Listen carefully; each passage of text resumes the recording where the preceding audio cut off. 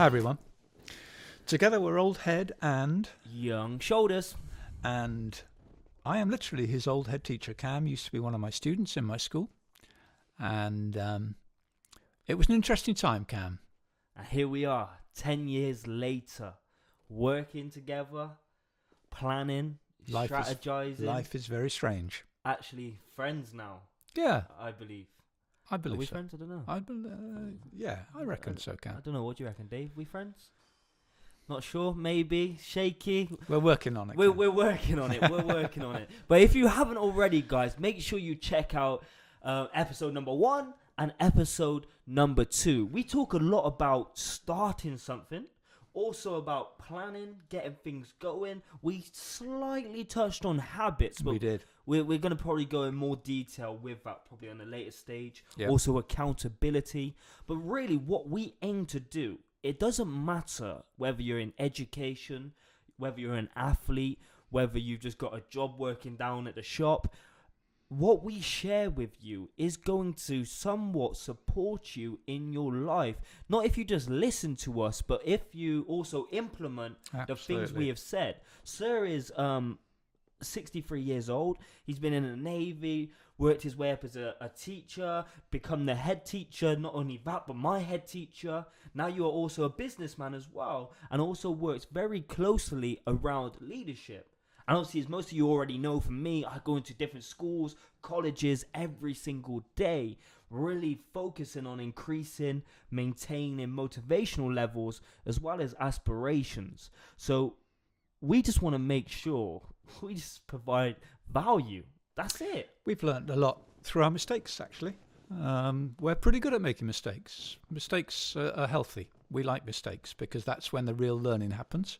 And if we've acquired any wisdom along the way, that's the wisdom we want to share with you. So, Cam, has a question come flooding in? Come on, Cam. Do you know what? He's off on one now. Can you remember when I set the fire alarm off? Oh, Cam. Right. Folks, I feel I should explain something here. Cam was one of my students, and Cam is the sort of person, you'll probably relate to this, who used to get it wrong. We used to have to challenge him about his behaviour. He was in my office a few times. One thing we always... Cam, let me finish. One thing we used to do... We always challenge Cam about his behaviour, not him as an individual. And that's important to separate those two things out. So, yes, I do remember you setting off the fire alarm, Cam. It was a wrong thing to do, Cam. Can I break down the story? No, I think we should move swiftly on, Cam. Okay. I have to say that when I met Cam, he said that wasn't the real me then, sir. It wasn't. So what you're looking at now, it's slightly worrying, I know, but what you're looking at now is the real Cameron Parker. What do we finish our podcast with? We finish our podcasts by... We've stolen this, frankly, from American KIPP schools. He's stolen it. I'm just backing it up. And those schools talk about two things. Work hard. Be nice. If you can do those two things, you won't go far wrong. Okay. I think it's just important, even just around that subject, is that I wasn't a naughty kid. I didn't set off on purpose. You were a naughty kid, Cam. Don't laugh. You were... Cameron Parker used to get it wrong. I'm trying to be nice. And that's... Now you're not being very nice. And that's why... You should listen to Cameron now because he's turned it around. I'm looking at somebody who has reinvented himself. He got his school years wrong at times, not all the time, but at times. He's learned from his mistakes. He's turned himself around and now he's achieving great things. Cam, I salute you. You said it before, though. Take it away from me. You said you separated the person from the behavior. Correct. That is so hard to do. How can that be achieved? That's off top. I've got a question waiting. But how from anybody, whether you're a parent and your kid's being naughty, you're in a shop and they're screaming their head off. Yeah. How, when you're a teacher, when you're having stress, you might be sleep deprived at home yourself, and then you come in and you're running a class of 25 students. How do you create that mentality? It's practice. You create that mentality by making sure that everybody in the team buys into it. So you're surrounded by like-minded people. you become the average of the 5 people you spend the most time with. So make sure that the people you're spending time with have got the correct mindset, that they're optimistic. I need to reevaluate my situation. They know how to stay calm when their son, their daughter, the student in their class is pressing all the right buttons and winding them up. You stay the adult, you stay calm. And it's practice. It's difficult. Playing devil's advocate again. What if you don't have a luxury of having a team around you? For example, if you are a parent, what if you're a single parent? What if you are in a school, a business, where the leadership around you isn't really there and there isn't no quick fixes? Can you still create that mentality? Is there still things you can put in place to ensure that you can move towards that goal of separating the person from the behavior? There's something here around networks. There's something here. I've got a book coming together, and it's based on Unleash Your Inner Animal. It's about learning from the animal kingdom. W is for wolf. Don't be a lone wolf. Wolves are pack animals. They hunt together, and if you're not part of the pack, you get left behind. You get pushed out to the margin. Lone wolves die alone. So don't be a lone wolf. Now, if you're a single parent out there, it's tough. I get it. But try and become part of a network. There will be other people out there that you can hook up with. You are not on your own. You are not alone. Try and find a network, other people in your situation, because together we're stronger. You don't look convinced, Cam. It's difficult. I'm not suggesting that it's easy. Yeah. I'm just trying to think as a viewer, if I was in, a real difficult situation, how I can take that and implement it into my life. And what is the benefit? Why, actually? Because I don't feel like we've got into the why. Why do you separate the behavior from the person? Because if that's the behavior of the person, isn't that just a person? No, it's not. Why, though? I can criticize you for your actions setting off the fire alarm. Yeah. But that's not damning you as an individual. I'm not saying, Cameron, you're a horrible person. I'm not dissing you. I'm saying that it's about the choices that you made. We are all the sum of the choices that we make. You were making poor choices at the time, so we were quite right to challenge you. You can't get away with it. It's not on. No.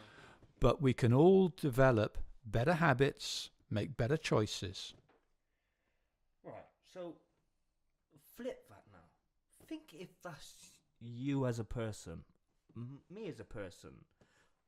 I'm here, and this is my behavior. Good or bad? I'm not talking about school. I'm even talking about now. Yeah. When things are going pretty well for me at the moment. Yeah. If you separate the two mentally, just thinking about it, you are essentially setting yourself up for success. And what I mean by that is because, there's still things I do now. I could get in an argument with my fiance and regret what I just said. Straight away, I could get a bit angry. I could make mistakes. I could drive a little bit too fast, or maybe, I don't know, it could be absolutely anything, right? Yeah. And that's not me as a person, but that is the behavior I'm currently showing. So I guess if you can separate that and actually understand that's not me, I want to be this person, then that person you want to be is essentially who you are, I guess. I don't know. I'm just trying to think out loud here, because it's okay talking from a leadership point of view, a managerial point of view, from a parent. But what about ourselves? What happens when we separate ourselves from our behavior?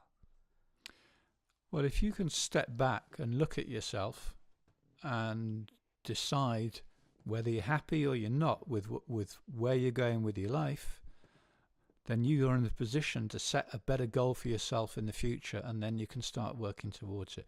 Going back to what you said about what if you're not surrounded by people with that mindset, there's something here about how you can influence other people. There's something here about your attitude. If you've got a positive, optimistic attitude, that's infectious. Attitudes are infectious. I'm wondering if your attitude is worth catching. You know, if you go around the place and you are negative, if the glass is always half empty, then you're going to attract those sorts of people around you. So, and there's something about, we're talking about here is old head, young shoulders, and learning from experience.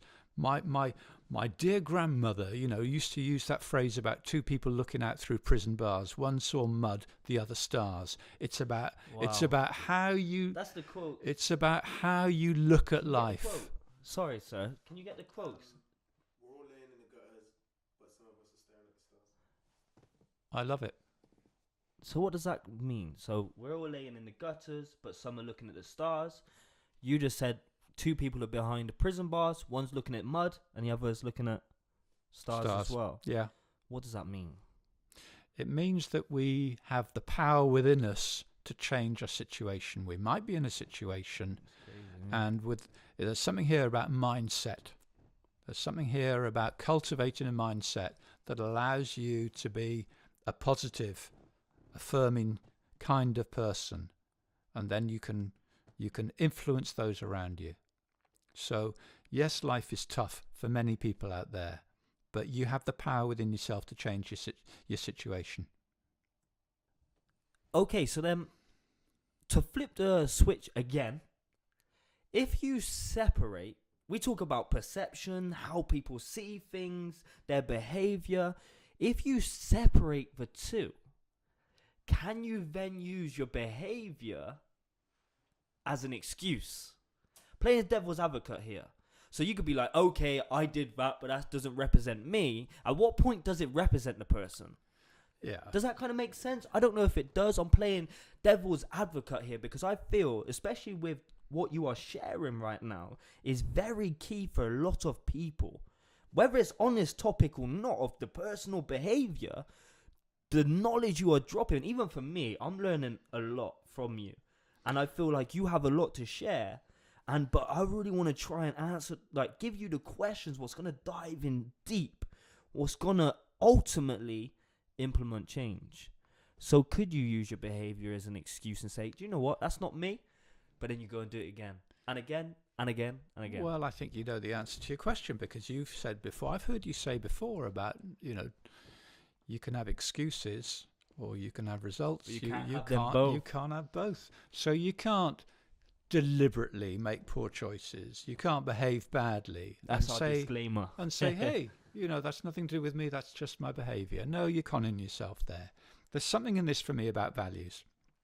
What drives you as an individual?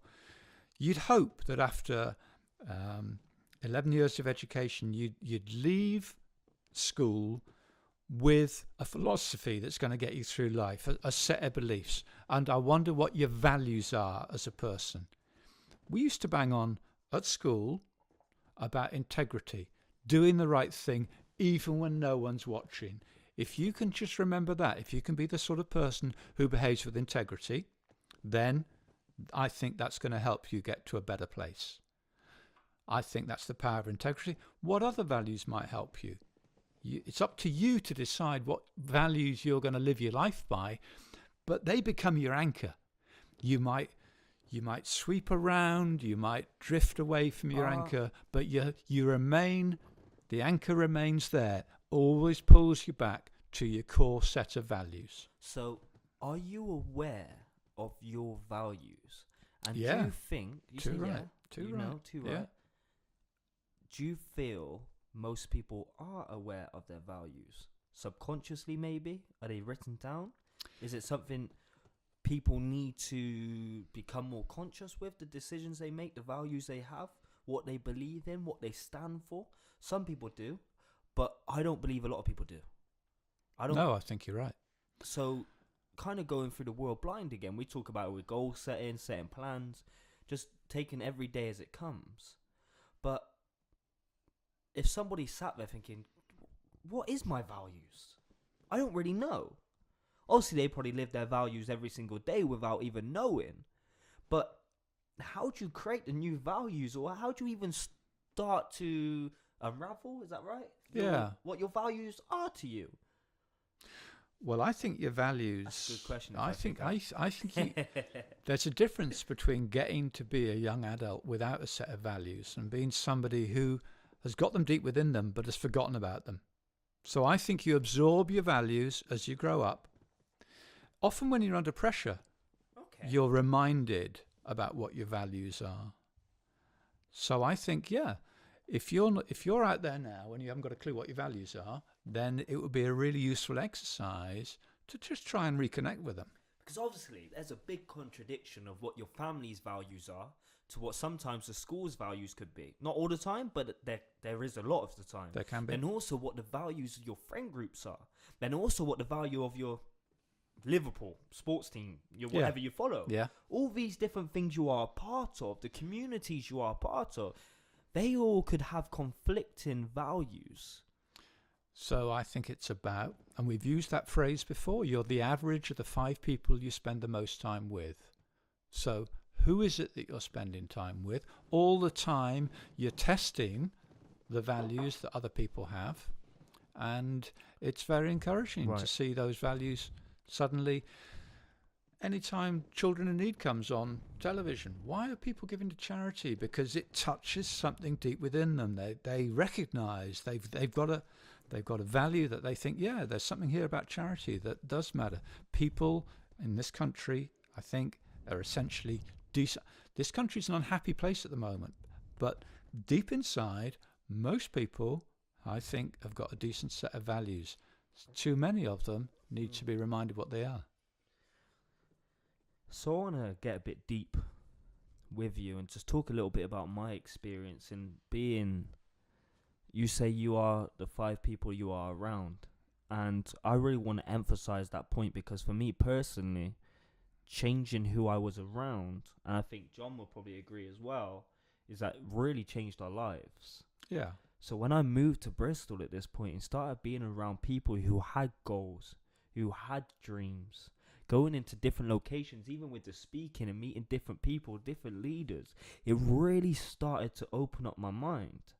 And it is true. I've heard quotes like that. If you, lie down with dogs, you come up with fleas. Birds of a feather flock together. You hear all these sayings, but they might sound cute, but it's true. Or you hang around with 9 broke people, you most likely become 10. All these different things, and I think it's so important to become aware of that. We're not saying that you need to cut off your friends, but you still need to be around a growing environment.